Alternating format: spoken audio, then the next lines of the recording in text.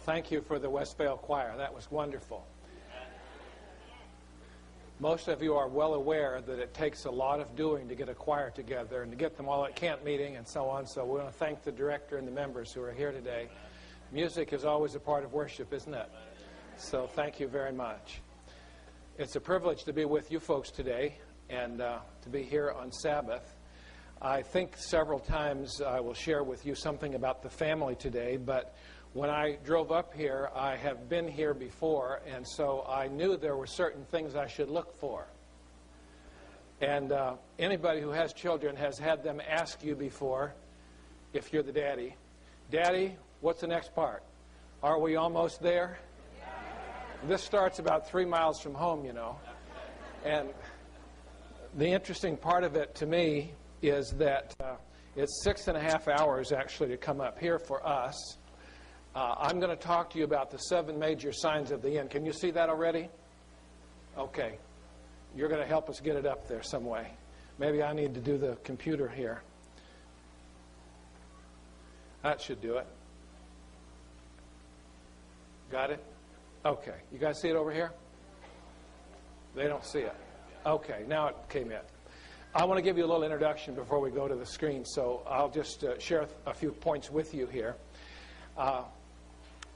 When you travel from Maryland, where we spent the night before coming up here, you go up Interstate 81 a good ways, as you may know, through Binghamton and so on.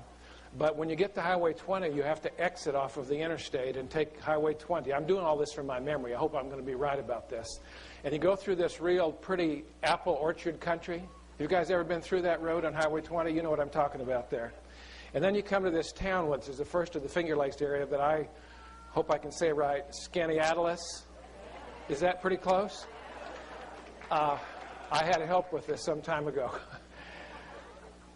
And then Auburn. And then on the way out, you come to a little place called Half Acre. Guys ever remember that?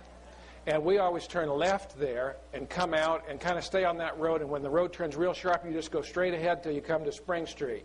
Then you turn to the right, and you come out here a little ways, and guess what? Before you know it, on your left-hand side is going to be Union Springs Academy. Now, the reason I told you all of that is the disciples asked Jesus, what's it going to be like just before you come? We'd like to know some waymarks. And that's what we're going to talk about today. If you were here last night, you know that I told you 2 stories. Both of them are quite emotional. For the people that were involved, of course, much more than for us. The great disappointment was followed by a night of weeping and a morning of prayer. I'm talking about not just, dear Jesus, bless all the missionaries and call porters. You understand? I'm talking about some real prayer.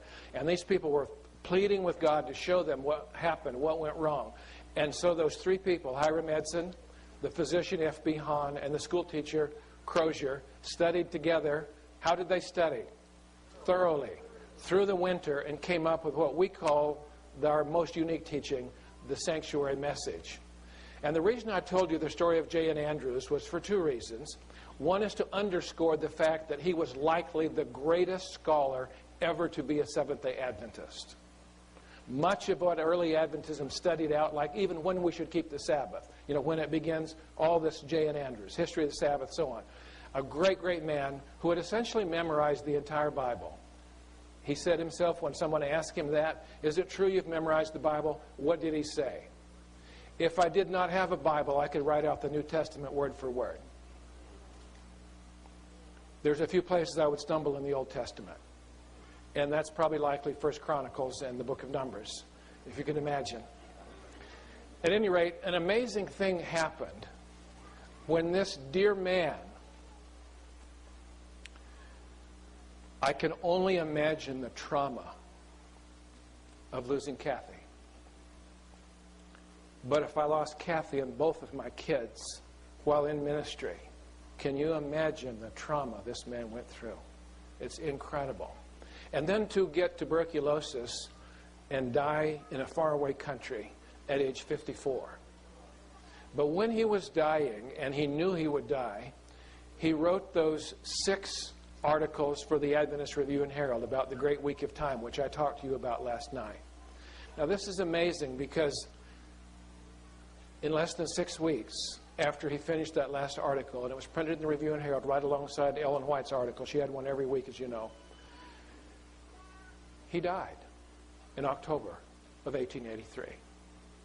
And is buried in Basel, Switzerland. Not even in America. Very few people ever go by his grave. But not before he had the assurance that what we know about prophecy is correct. And I like that. This great man of God did that. So we're going to go back to the Scriptures today. We've talked about two ways to know where we are in time and to be directing our families. And talk about family. It's time for mom and dads to be saying to the kids, we're almost home. And this is important. So I want to show you in Matthew, we'll turn there in our Bibles, Matthew 24, and we'll look at verse 3, and then we'll go to verses 32 and 33. So we're over in the Gospel of Matthew, and this is very interesting to me because last night a number of you did come to me privately afterward, and it's kind of interesting. That's what happened to Jesus. Frequently when Jesus told parables, he would later get with the disciples and they'd say, what did you mean by that? So here we are. As he sat on the Mount of Olives, we're in Matthew 24 verse 3, the disciples came to him privately saying, tell us, when will these things be, and what will be the sign of your coming and the end of the age? It is interesting to note that the disciples understood, as we should, that when Jesus comes, it will be the end of this world as we know it. It's not going to go on and on and on, because the wicked will all be slain by the brightness of his coming, as you're well aware, and the righteous who are dead will be resurrected, the righteous alive join them to meet the Lord in the air and be with the Lord. And the earth will be, what's its condition during the millennium? Desolate. Desolate. Now, it's incredible that we understand that they knew that. So then Jesus goes on to say, and let's go to the other two verses. This one is very interesting to me. Now learn this. This is verse 32. You see it on the screen in the number of it. Learn this parable from the fig tree. When its branches already become tender and puts forth leaves, you know that summer is near. So you also, when you see all these things, know that it is near at the doors. Now it's interesting that the disciples asked Jesus for one sign. What will be the sign of your coming? And Jesus gave them many signs, and I'm going to talk about 7 today, but it's interesting to note there are many signs. He says when you see all these things happening, you know it's near, even at the door. So we're going to talk about, I'm going to give you a couple of references from the Spirit of Prophecy to begin, then we'll look at the 7 major signs that I believe are major signs. The doctrine of the second advent is the very keynote of the sacred scriptures. Believe it or not, if you read the Bible through carefully on a regular basis, you will understand, listen carefully now, everything that Jesus has done since the fall of man is to restore us back to the garden. Everything. The cross is central, of course, but everything that Jesus did is to turn us back. So it's the keynote of the sacred scriptures. From the day when the first pair turned their sorrowing steps from Eden, the children of faith have waited the coming of the promised one to break the destroyer's power and to bring them again to the lost paradise. That's Great Controversy 299. So people have goals in life. And I talked to the pastors this week in our in-service meeting about this particular one. When I do finance seminars, my goal is not to make everybody a millionaire, but to help them recognize that God is the owner of everything and we are managers. You understand that? But it should be our highest aim in life, not to get rich, but to get what? Ready for heaven. That's the whole point. Now, Christ is soon to come the second time. Of this we should often talk. It should be the uppermost thought in our minds. Now that's amazing. This is a central focus. In fact, 3 times in Matthew 24, where we've just opened our Bibles, Jesus warned about false prophets, and the very elect should be on guard. Now, who are the elect? Those who make the trouble and expense to come to camp meeting. I'm serious. I believe it. Do you understand? I mean, you've got to be an elect person, or you're just going to be home chilling right now. So that's the point. Here they are, Matthew 24, take heed that no one deceives you, for many will come in my name, saying, I am the Christ, and will deceive many. Verse 11, many false prophets will rise up and deceive many. Matthew 24:24, for false Christs and false prophets will arise and show great signs and wonders so as to deceive, if possible, even the elect. Now it says it here in Matthew 24. It also says it in Luke 17, that if someone that is a false prophet says he's here or in the desert, what should you do? Don't go. And I'm going to show you what I mean by that. This guy was in the news some time ago, was on the Today Show, this several years ago. This gentleman claimed that he was the coming as Jesus Christ. Now, nobody would, with a knowledge of the Bible, would give him the time of day, right? You would not be deceived, listen carefully, unless you went. Did you hear what I said? Now, I'm going to make this kind of personal. In 1994, there was a minister in this conference named Ian Giller in the New York conference. He went to a Benny Hinn meeting in Philadelphia and another one in Worcester, Massachusetts. He didn't realize, apparently, when he went that Benny Hinn was a spiritualist and talks to Catherine Kuhlman and other great spiritists who have died at their gravesides. But he left the Adventist church and never came back. Don't think because you're a camp meeting person you would not be deceived if you went to one of these people, because they have satanic power. Just enough said. It's important that we understand that these kinds of things are not what we should be watching on TV, for example, or the internet.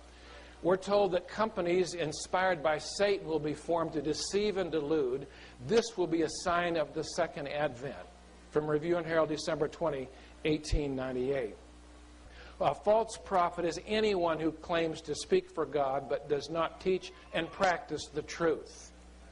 Now, since this is my second time to be to New York, I probably won't live long enough to come back again. Plus, Jesus is coming soon. So I'm going to tell you guys some stuff pretty straight this morning. Is this okay? Listen carefully now. In Revelation 16, John says, I saw 3 unclean spirits coming out of the beast, the mouth of the beast, the dragon, and the false prophet. You remember that? Well, these are unclean spirits. Who is the beast?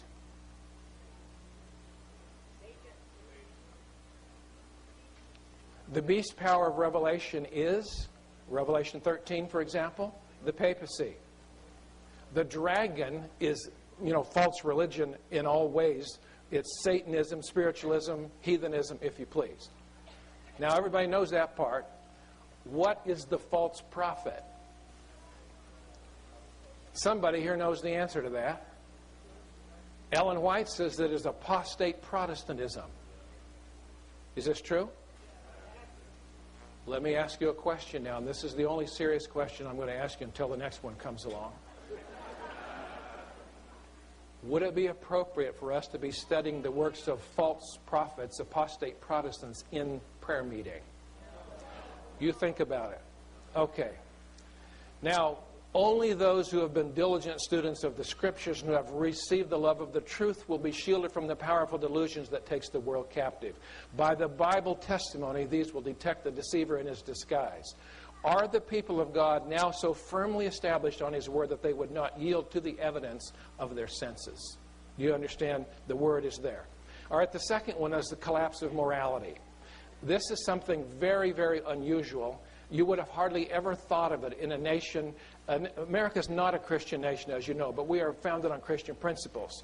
And this is important to understand, because when morality collapses, we see violence everywhere, especially in large cities. Gangs, gambling on the internet, everywhere, incredible. Pornography. This is mild, you understand, compared to what people can see in their own living rooms on the internet. Everybody understand that? Amazing stuff. Corrupt government leaders, greed and fraudulent business practices, violence, immorality on television, crime out of control, selfishness abounds. Now, I'm going to only mention one thing about this, and that's the corrupt government leaders. When our current president, Barack Obama, was putting his cabinet together, 5 of the people that he nominated for positions could not serve in that position because they had not paid their own taxes in the last year, including the man who is the current Treasury Secretary of the United States. Is this America where we're living today at the end times? You understand. Now I'm going to show you this. Gay marriage is now legal in 6 states. Massachusetts, Connecticut, Iowa, Vermont, New Hampshire, Washington, D.C., of course, is not a state. And as of yesterday, New York State. Now this is incredible. Here is at Albany, where your headquarters are for the government. 33 voted for, 29 opposed, and Governor Cuomo has already signed it. We're talking about the family, and the government is doing stuff to tear down the family. This is incredible. Welcome to the end time. That's why this is a sign. You understand. Abortion, now more than 50 million fetuses have been killed in the United States since 1973, and that's the Roe versus Wade U.S. Supreme Court decision, as you may remember. Sexting, some of the older folks may not know about this, but young people sending lewd pictures of themselves and others via their cell phones. Craigslist online ads has become a major site for prostitution in America. Mass murders and suicides go on and on and on. Wickedness available on the internet in almost every home. Well, we could say more, except I'm going to tell you one other thing, and it's not because I said it. It's because it's in Newsweek magazine. Of all the places on earth where you would expect to find morality, it would be at a church. Is it true? But Newsweek, April 5 of last year, had an article titled The Bad Shepherd with this picture of the Pope, because more than 10,000 American children have been sexually abused by 4,400 priests in America. The Roman Catholic Church has spent more than $2 billion in U.S. currency just to pay fines and restitution in the United States alone. And it's endemic around the world. You'll see. Cardinal Bernard Law, for example, they reported in Newsweek magazine, of the Boston Archdiocese, finally resigned after more than 500 cases of pedophilia surfaced in his district area. But instead of going to jail, he was brought back to Rome, where he was a $2,000 a month job and lives in a palatial apartment. Now, this is the church in the world, you understand. This man that you see pictured here is Rowan Williams, Dr. Rowan Williams, Archbishop of Canterbury, the Church of England, head of the Anglican Church. He is quoted as saying the Irish Catholic Church has lost all credibility, because in response to the Ryan Report, a 9-year study by the Irish government on the systematic and endemic abuse of thousands of children in the custody of Catholic religious leaders in Ireland. This happened over 50 years of time. Incredible. Ellen White noted, the sins of Babylon will be laid open. The fearful results of enforcing the observances of the church by civil authority, the inroads of spiritualism, the steady but rapid progress of the papal power, all will be unmasked. By these solemn warnings, the people will be stirred, and thousands upon thousands will listen who have never heard words like these. In amazement, I hear the testimony that Babylon is the church, fallen because of her errors and sins. Well, we see this. The third point we're going to look at is wars and terrorism. Now, you understand something very interesting when you study through the Bible and through history.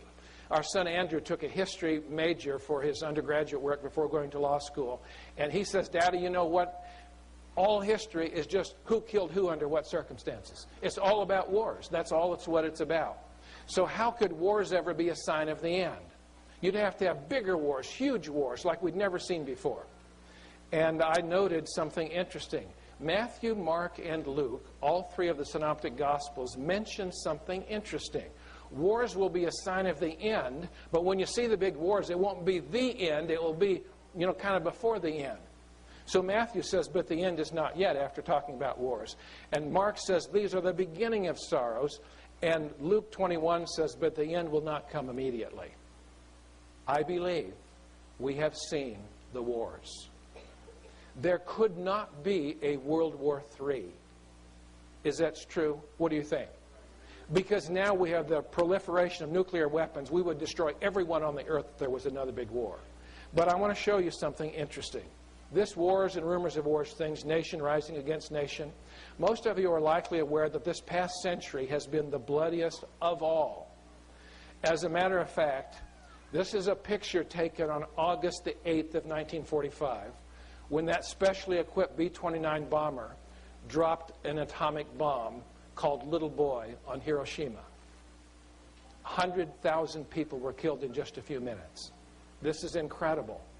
Then there was one later, 2 weeks later, at Nagasaki. And this is an interesting situation because I'll show you what happened. Modern estimates place the number of deaths from World War I and World War II at 69 million military and civilian personnel. This is more people that have been killed by war in the past 100 years than in all of the other wars in history combined. Do you think this is a fulfillment of prophecy? It looks like it to me. Very interesting stuff. And then terrorism. Ellen White noted in the third volume of Selected Messages, page 418, there will be secret plotting to destroy life. Destruction, misery, and death will be seen on every hand. So we have suicide bombing and these improvised explosive devices and so on. Now we're going to look at one. By the way, anybody who's half awake and has his wits about him understands everything I'm telling you is true. But when you put it all together, it just is almost overwhelming.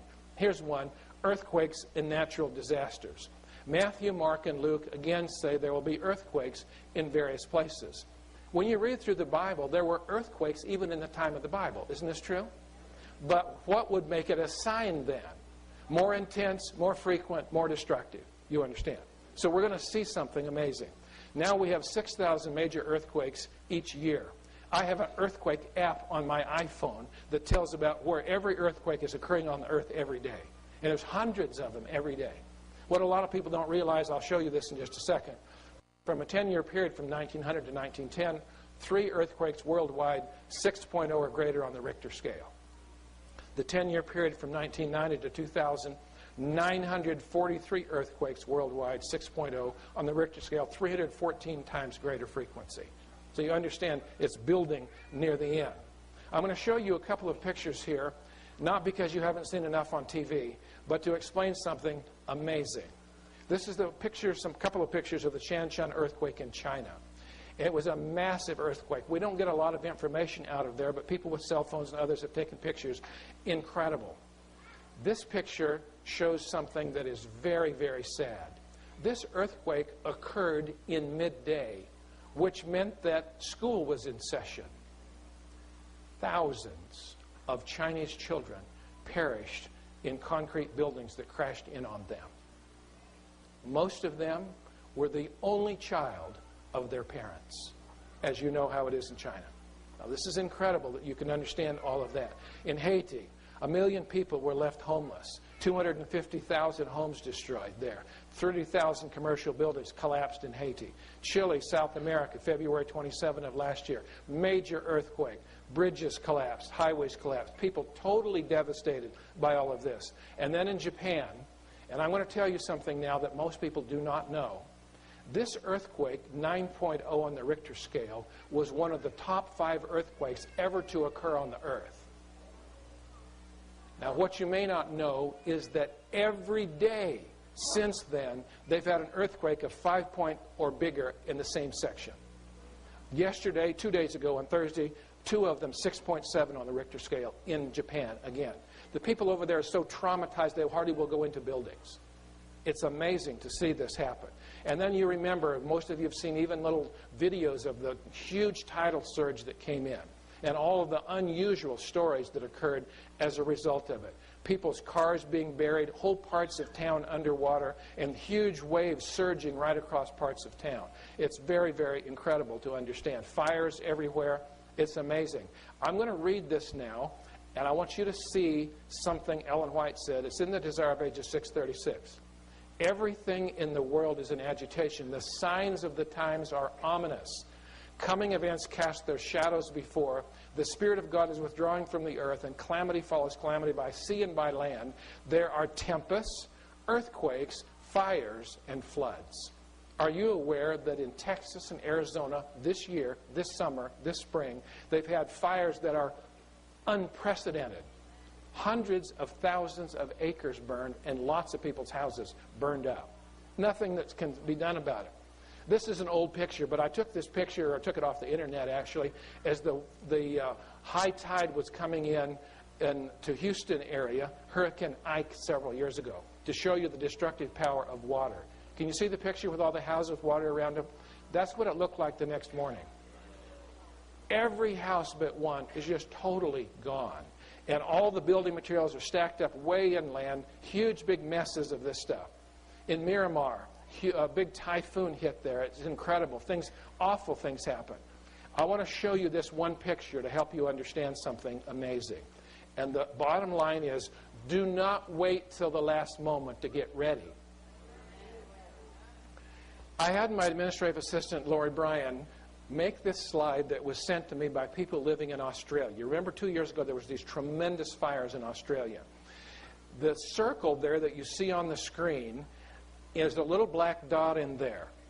That little black dot is the 737 jetliner. It's the same size that Southwest Airlines flies everywhere. So it's a big airplane, but all you can see is that little plane trying to come in to land with a huge wall of fire and clouds behind it. The flames were sometimes thousands of feet high. And it was incredible. Here's a picture right here of a truck running from the fire, a fire truck. 4 families who lived close to each other, neighbors and friends, decided they would stay as long as they could and hose down their houses with water so they wouldn't get burned up. Kind of a natural thing to do, right? The problem was they waited too long. And when they finally decided to leave, the smoke became so thick that all 4 families ran into each other and perished in their cars right near home. Burnt clear up. This is an amazing thing. There's one little good news, and that's they saved a koala. This is amazing. This is an Australian fire department guy giving a drink of a little koala who came down from his tree. He was just so traumatized that he didn't run away. Most of you know that massive tornadoes came through the south on April 27. Someone caught this great big one on their cell phone. And this is what it looked after it went by. Every house is gone. Every tree is stripped of all of its leaves. Stuff is scattered for miles. Absolutely amazing. I could tell you more about that, but we have others to go. Number 5, and this is going to be kind of a big one, but I want you to understand what the Bible talks about here, the union of church and state. A lot of people do not understand that the growing Roman Catholic influence in America is significant. So I will just point out to you, I know we probably have visitors today or some people who are just new in studying their Bible. So I'm going to give you Daniel 2 and Daniel 7 and Revelation 13 in 2 minutes. And this is just to establish a foundation, you understand, so you can see what the rest of it means. So here it is in picture form.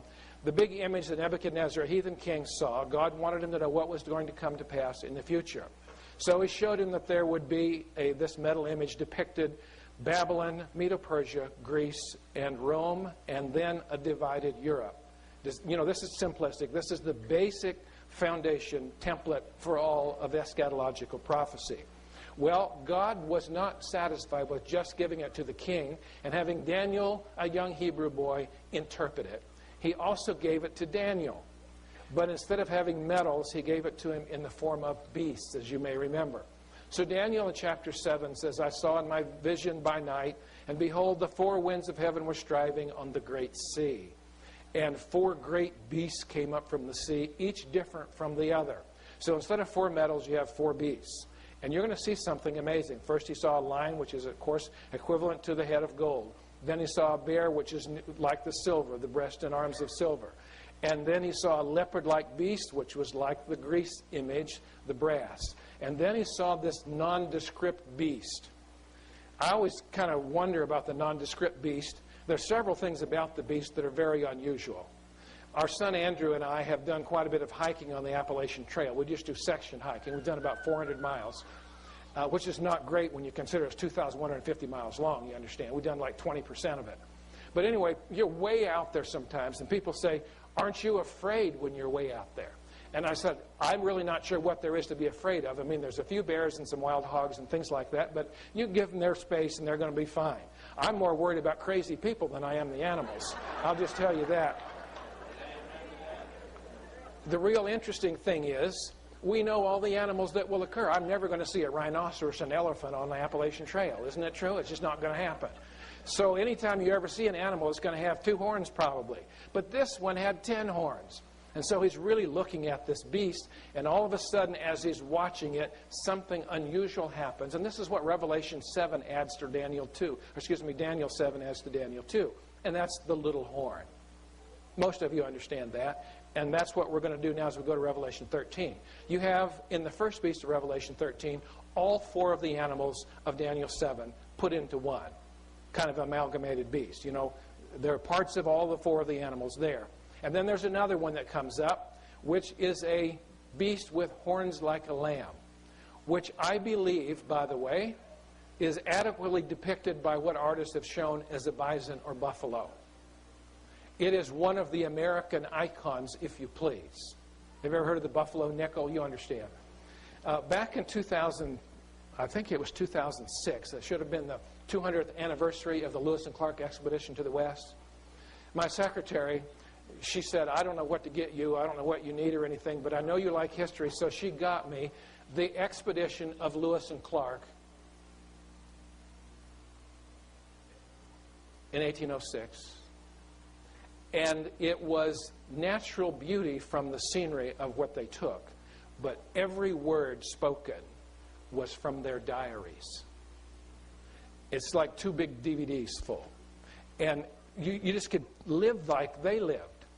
On the way back, when they were coming down the Yellowstone River in Montana, they had to stop and beach their canoes because they saw this big brown line coming over the mountains, going down to the river and up the other side. And when they got there, they realized it was a herd of thousands of buffalo.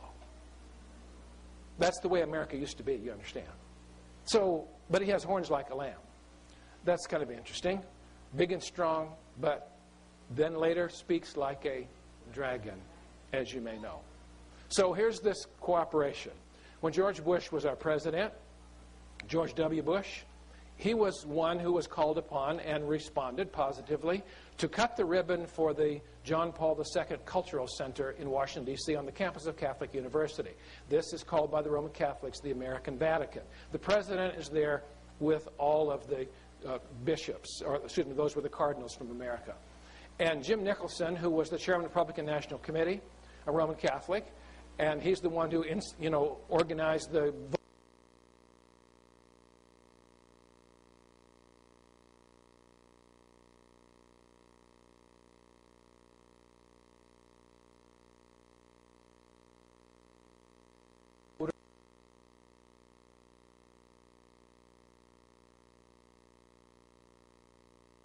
so that George Bush could be elected.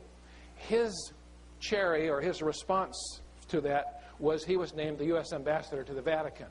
And I only mention it's old news now, but to show you that now the Holy See, the central government of the Roman Catholic Church, has full diplomatic relations with 178 nations of the world's 194 sovereign nations recognized by the United Nations. 92% of every country on the earth has full diplomatic relations with the Vatican. Listen carefully. That includes every Islamic nation on earth. Just think about it. Now, when the Pope died, I'm going to have to go really quickly through some of these. The president, before he died, this is Pope John II, Pope John Paul II. The president of the United States awarded him the Medal of Freedom, which is the highest medal anyone can receive from the United States.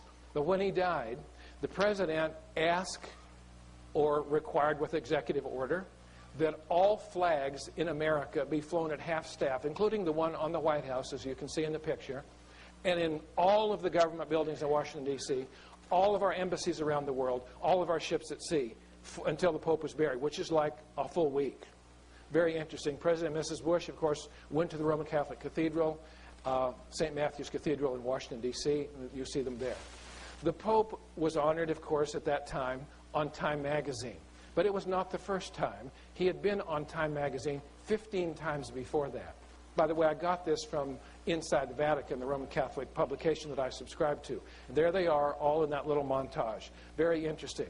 But under John Paul, Newsweek magazine said, who helped bring down the Iron Curtain, the Holy See gained more political clout than it enjoyed since the Renaissance. And something amazing I'm going to quote here Revelation 13, verse 6. I saw one of his heads, as it were, wounded to death, and his deadly wound was healed. All the world wondered after the beast.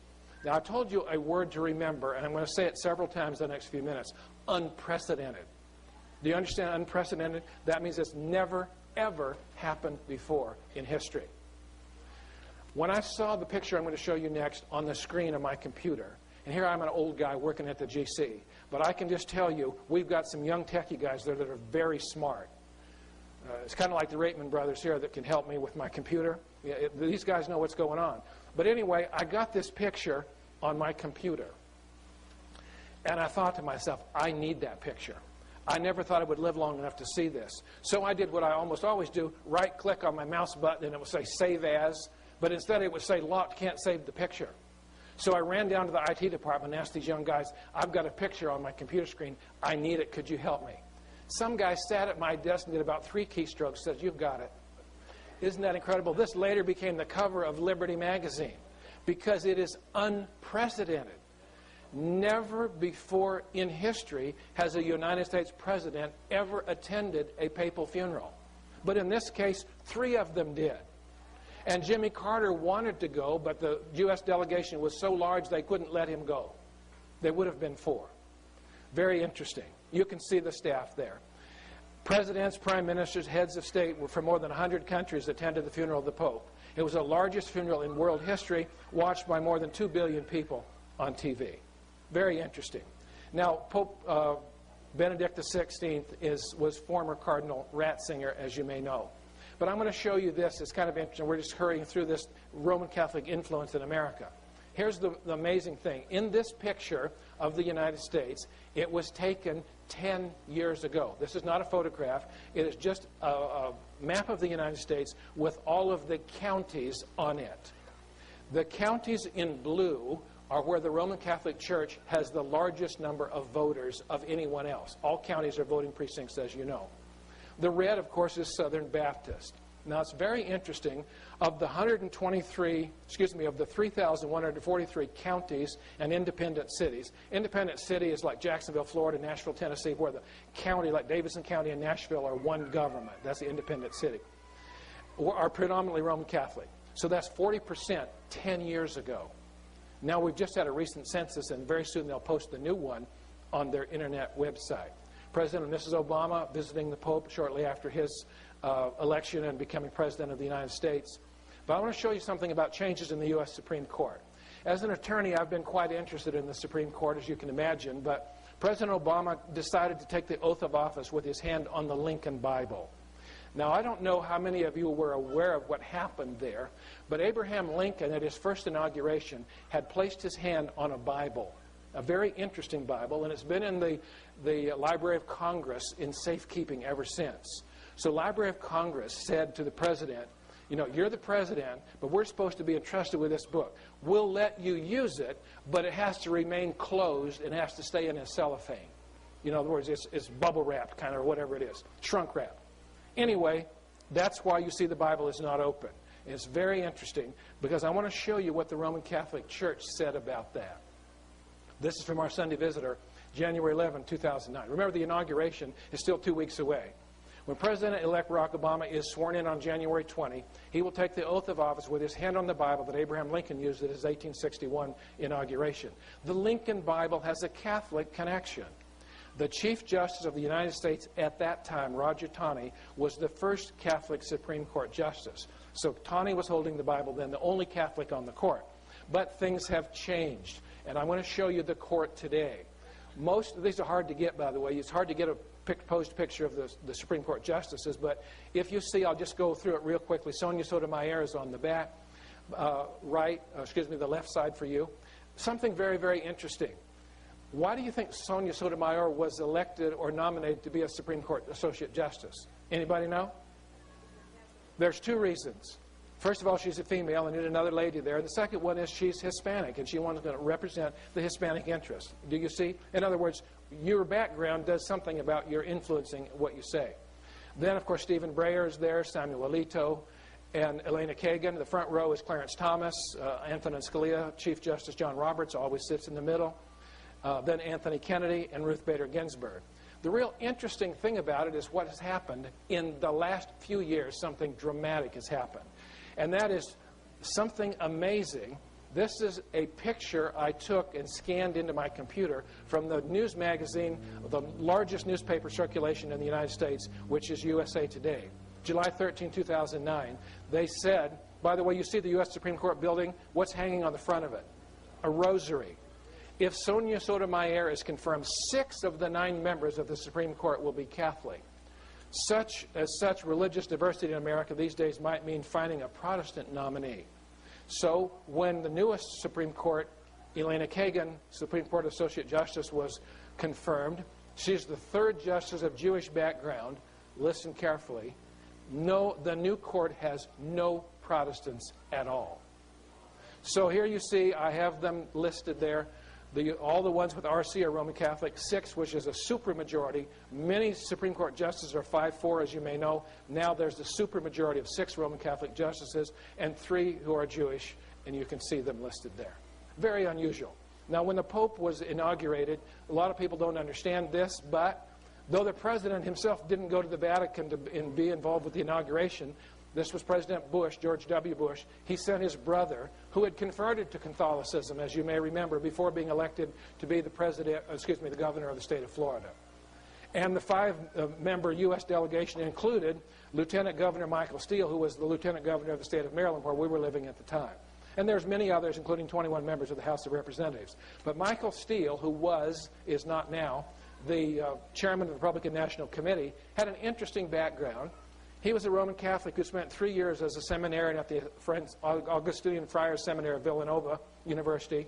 And instead of going on to become a priest, he went to the Jesuit-run Georgetown University Law School and then got into politics. So you understand the background. Very interesting. When the Pope came to the United States, I'm going to go through this very quickly because we've got 2 more to cover and they're going to be really good ones. The Pope emerges from Shepherd 1 at Andrews Air Force Base. Now, did I tell you I was going to use the word unprecedented? Well, unprecedented, we've never had 6 of the 9 Supreme Court justices. That's unprecedented, Roman Catholic.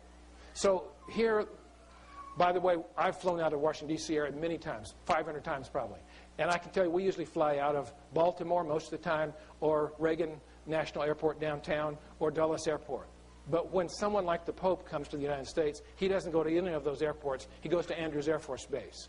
What happens is their delegation or their embassy will send out a limousine to pick them up and bring them in, and they'll freshen up. And then if they're going to see Congress or the President, they'll come the next day and see him. But in an unprecedented way, the President and Mrs. Bush actually drove to Andrews Air Force Base in their limousine to greet the Pope personally.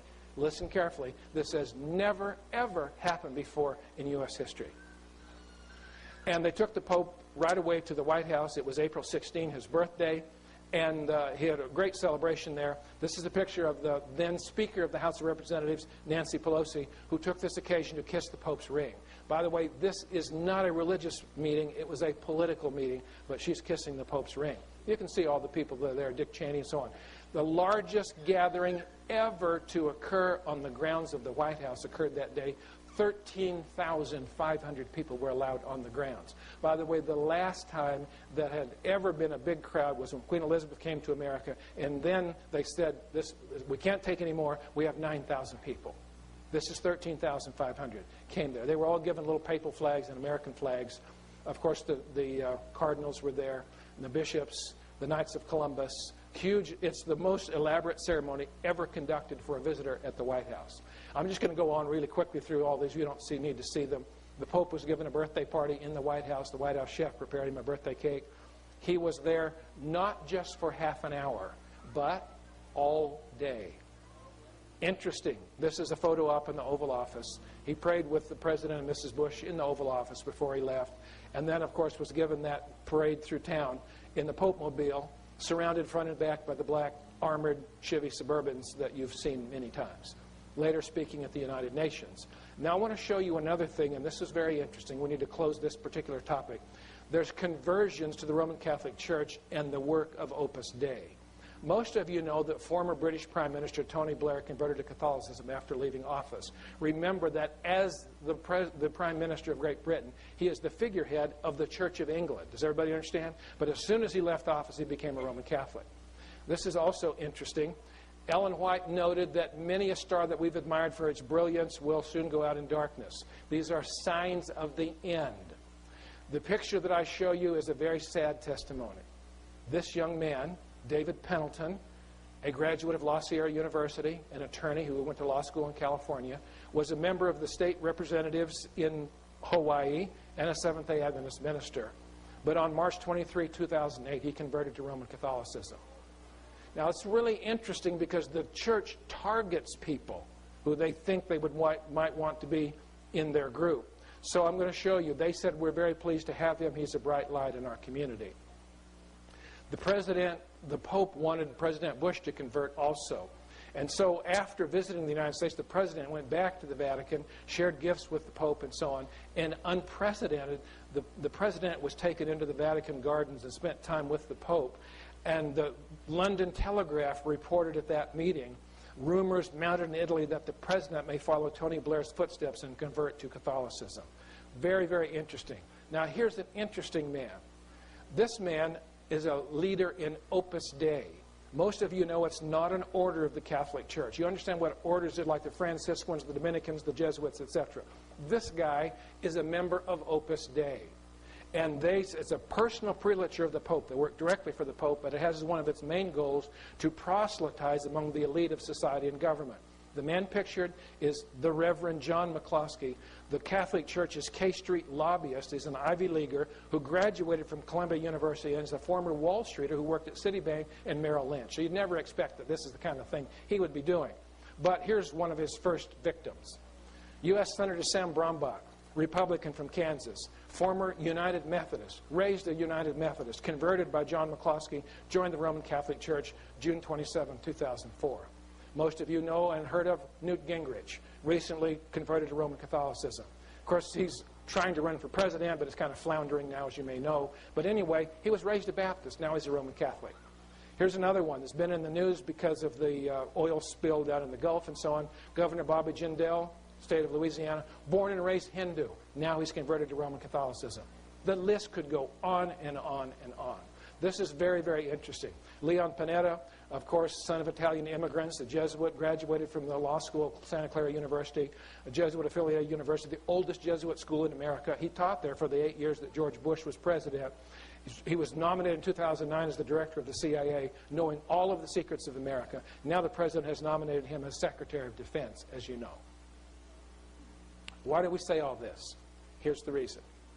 While the Protestant world is by her attitude making concessions to Rome, let us arouse to comprehend the situation and view the contest before us in its true bearings.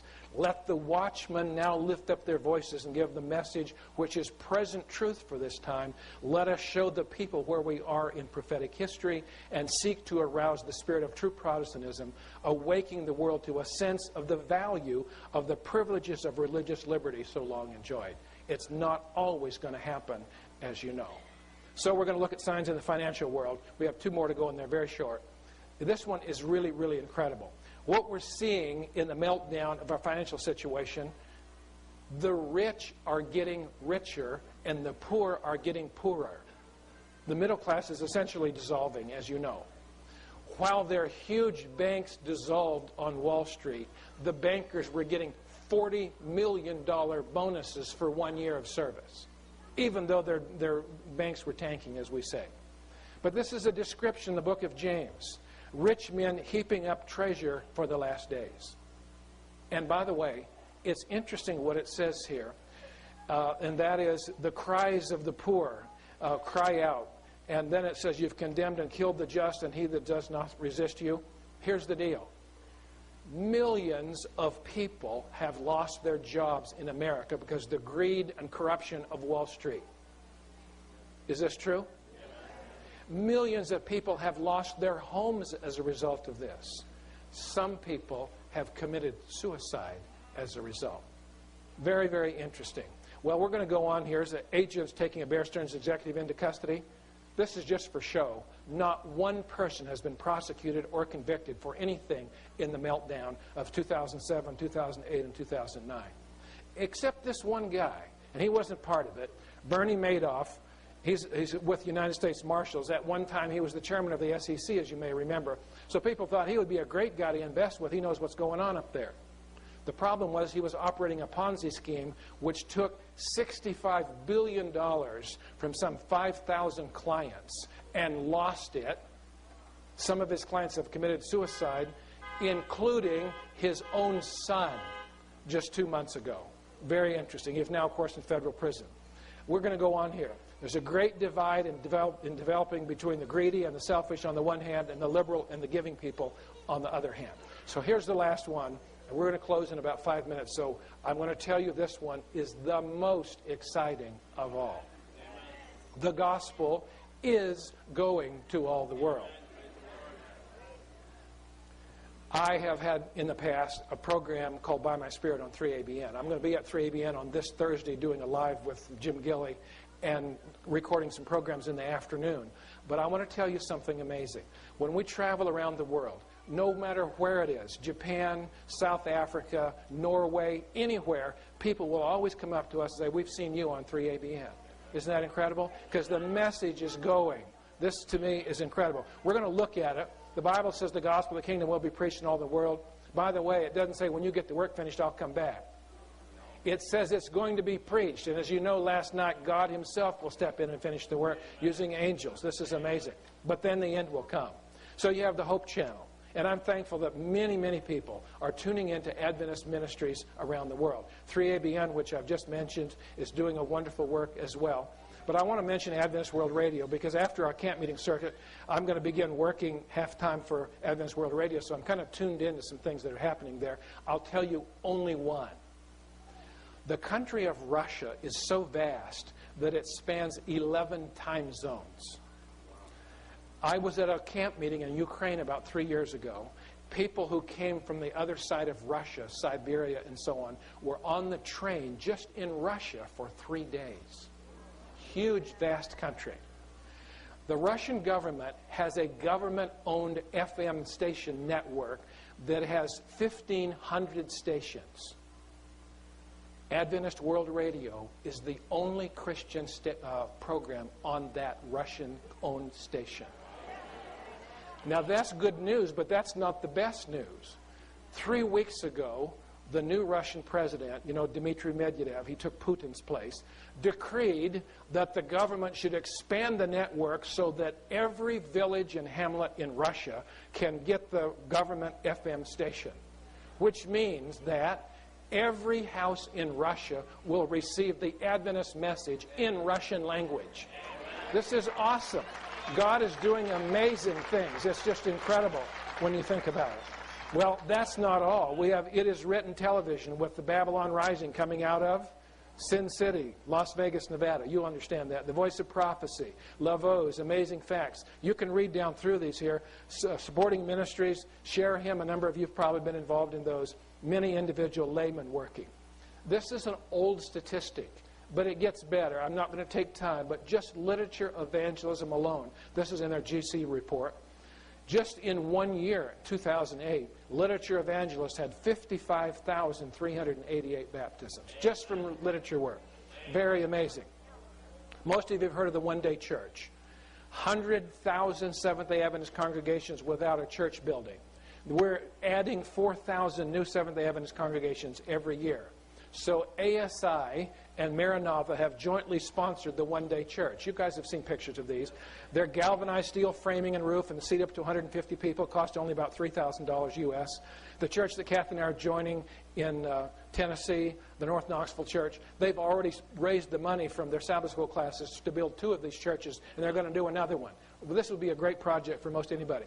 By March of 2009, this is 2 years ago, they had already manufactured more than 1,000 of them. It's more than double that now. It's incredible. Going everywhere. The Adventist Church is baptizing about 3,000 people every day of the week. That means that 21,000 new members join our church every Sabbath. We really can't build churches fast enough to provide for this growth. It's an incredible thing to understand. I put this picture in here to say welcome to your church family. This is what the church family is looking like. People from every kindred, nation, tongue, and people. It's amazing when you see it. God is doing something awesome with the technology that we have. I feel inclined to tell you one other thing about Adventist World Radio. They now have on their website the ability to download little podcasts to iPhones and what are those other little devices? I don't know what they all are. There's one that just does music. It's not an iPhone. What is it? iPad? iPod. Anyway, you can get on there and you can download the Adventist message in any one of 100 languages that you choose. Put it on your phone and listen to it while you're driving to work. Anywhere in the world. This is incredible. It's just amazing. So, we're all looking forward to the second coming of Christ. And I was blessed by the Sabbath school this morning. So I want you, Elder Rouse was just about to get to this passage, but the Lord kept him from using it because I was going to. So here we are. Romans 13:11. This is our closing passage. We'll look at it together. Romans 13. What should we be doing since we know all these things are happening? Here it is. Romans 13:11 to 14. And do this, knowing the time, that now it is high time to awake out of sleep. For now our salvation is nearer than when we first believed. The night is far spent, the day is at hand. Therefore let us cast off the works of darkness. Let us put on the armor of light. Let us walk properly as in the day, not in revelry and drunkenness, not in lewdness, not in lust, not in strife and envy. But put on, what did we talk about earlier? The robe, in Sabbath school. The Lord Jesus Christ, and make no provision for the flesh to fulfill its lusts. That passage was written for camp meeting today. For all of us.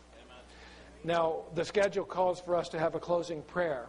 But I believe when we hear messages that let us know we're almost there. We've already passed Skaneateles. We've already passed Auburn. We're already past Half-Acre. We're almost to camp meeting. Do you understand? I think it would be appropriate for us who want to say to God, I may have already be baptized or I may not be baptized yet. I might just be thinking about it. But to stand and tell God, I want to commit myself to be faithful to you and to recognize all these things for what they really are. Would you like to do that? And we'll have a prayer of commitment as we close our time today. Our Heavenly Father, you see your dear people standing here in recommitment to you. Some people maybe for the first time. We're all as different as snowflakes, and we have different needs, but we are committing them to you today. We thank you for your blessings in our own lives. We pray that you'll strengthen our families. In fact, the world is doing things to tear the families down, but we want to strengthen our families. And the camp meeting this year is emphasizing the need for strong families. We pray that you'll bless us as men, that we'll be the leaders that we should be in our homes. And bless the ladies who are so strong in training young people and leading out in Sabbath school and many other things to strengthen our families. I want you to recognize our commitment to you today. May we have your blessing for the balance of this Sabbath and through our lives. And may we very soon be able to see you coming in the clouds of heaven. Dismiss us now with your blessing. In Jesus' name, amen.